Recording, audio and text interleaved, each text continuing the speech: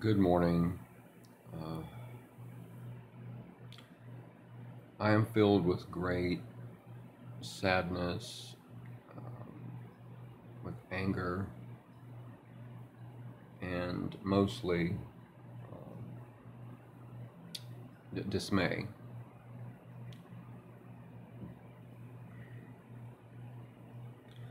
I believe Brett Kavanaugh is likely guilty of the accusations, and I don't say that lightly. I say that from really watching him.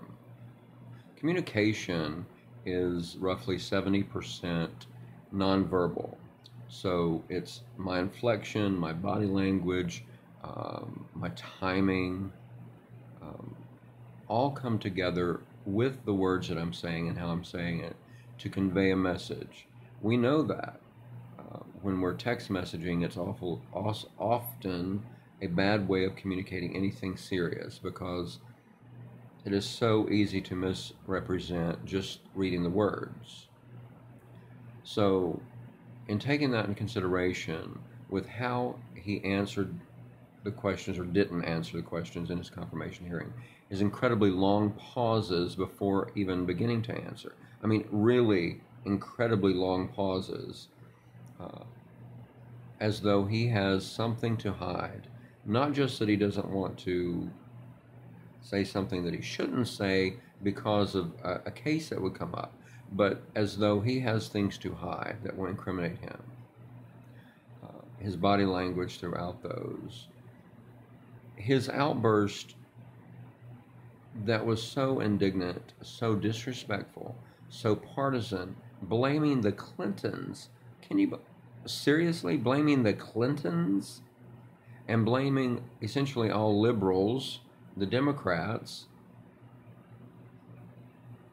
deflecting off of the issue?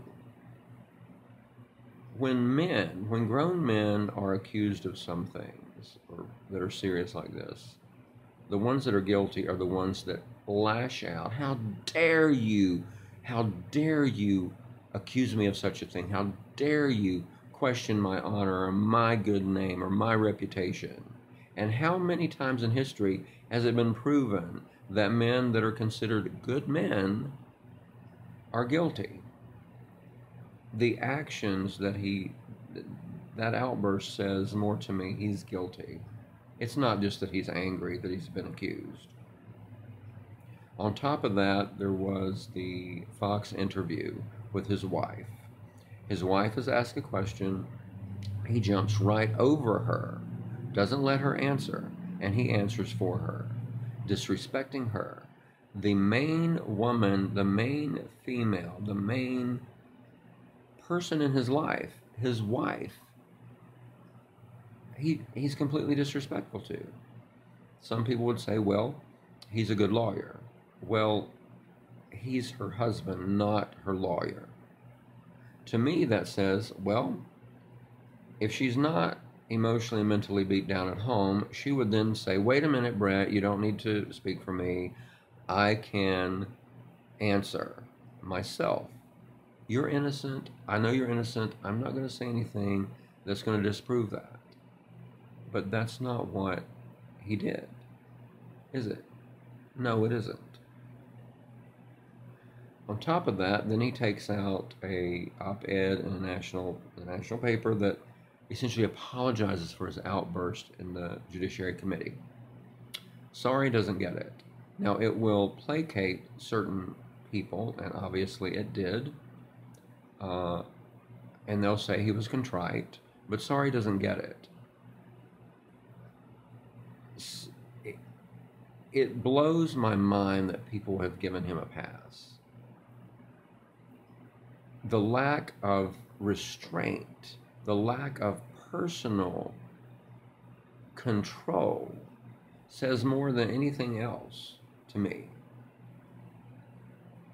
A man that is truly not guilty, in my opinion, is not going to act like he did.